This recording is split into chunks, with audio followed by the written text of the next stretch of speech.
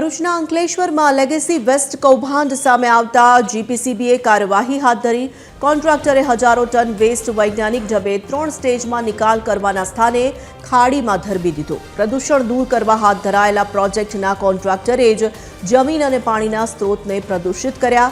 શંકા ન જાય તે માટે વેસ્ટ સેગ્રેશન સાઇટ સુકાવલીને નજીક રસ્તો કાઢી અવાવરૂ ખાડીમાં વેસ્ટ ધરબી દીધો હતો। આ અંગે નગરપાલિકા પ્રમુખ અને કારોબારી ચેરમેને દરોડો પાડીને સમગ્ર કૌભાંડને ઝડપી પાડ્યું। પાલિકાએ કોન્ટ્રાક્ટરનું અંદાજિત 95 લાખનું પેમેન્ટ અટકાવી દીધું તો 95 લાખનું પેમેન્ટ અટકાવી દેવાતા કોન્ટ્રાક્ટરે લેખિત પત્ર લખી કચરો હટાવવાની બાંહેધરી આપી। જેની અમને જાણ થતાં અમે સ્થળ તપાસ કરતા એને જમીનમાં ઘણી બધી ટ્રકો લેગેસી વેસ્ટ ખાલવું હતું, જેની અમે તપાસ કરીને એજન્સીને બોલાવવામાં આવી છે।